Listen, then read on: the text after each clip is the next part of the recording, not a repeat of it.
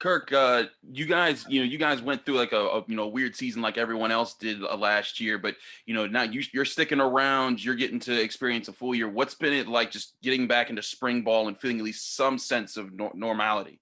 It's nice. It's good to sort of develop that consistency again in practice. You take it for granted. Last year we definitely did, and it put a lot of responsibility on each of the individual players. Not having the coaching staff around, not being in the building, and having people like hold you accountable. You sort of had to hold yourself accountable, which is really good now heading into this year. That like now I'm sort of holding myself and the way that I conduct my business like to a higher standard. So now having the facility and having the coaches and people pushing you, in addition to the way that I want to push myself, it's been good that I feel like I'm getting good work in now heading towards this season. Kirk, Kenny aside, because we know the responsibilities that come with QB1. I mean, who are the guys who are stepping up this spring in terms of a leadership standpoint? That's a good question. I don't know. That's actually a great question. I think.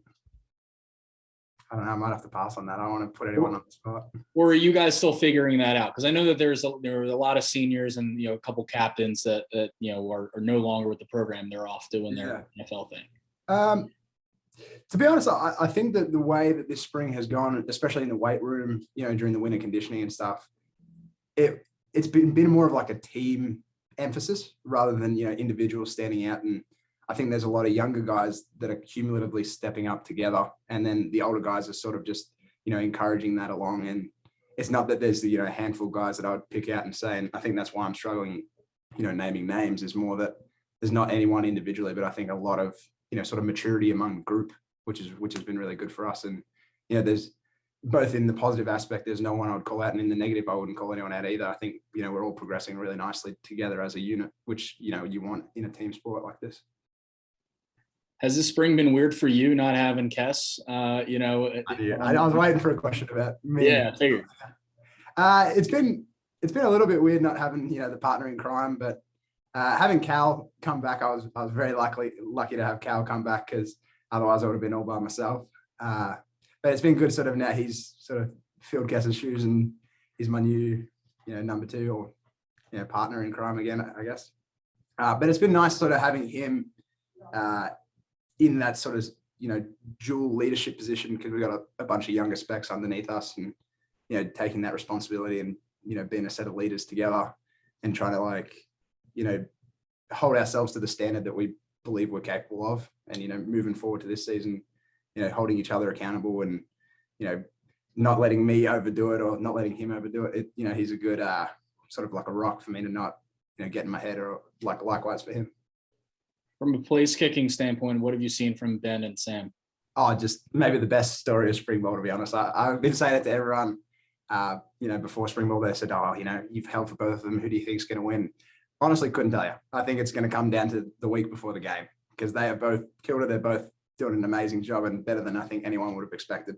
The level of maturity from both of them, they're both, friendly off the field, and then on the field, it's fierce as a competition as any. I think they've definitely, shown what they're capable of, and I'm very excited to see how it continues to unfold. Kirk, when you guys had that week hiatus and you guys kind of went back into quarantine, what there was everyone kind of does their Zooms and stuff to, I guess, to kind of keep up talking about things you got to learn. What did you do as a punter? I mean, I know you guys had to do a little with that last year, but again, you're trying to get that sense of rhythm back of just, hey, practice. What did that do for you? Like, did you kind of have to sit around, or did you have your own space to work?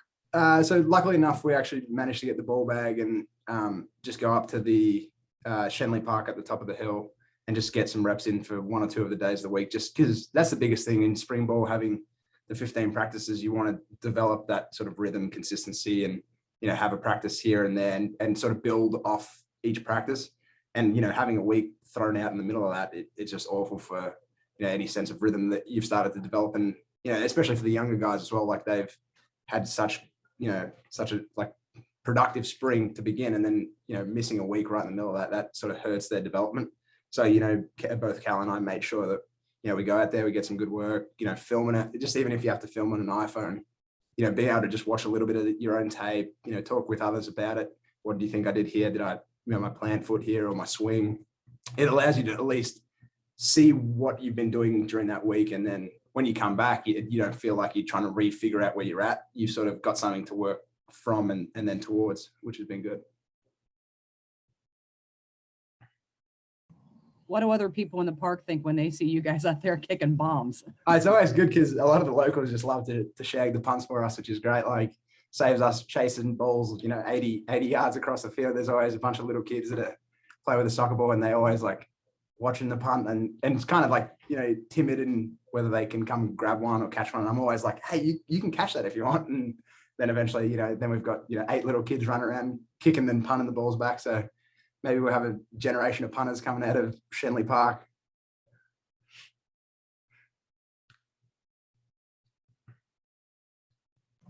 I also want to say I love your shirt, by the way. Not football related. That shirt's awesome. Yeah, my little sister Paige, actually, shout out to her. She got me this in support of the wildfires that we had in Australia last year, and thought it was time to dust it off now that we got some nice weather coming out of Pittsburgh. So I'm excited the sun's out. Time for some t-shirt and shorts weather.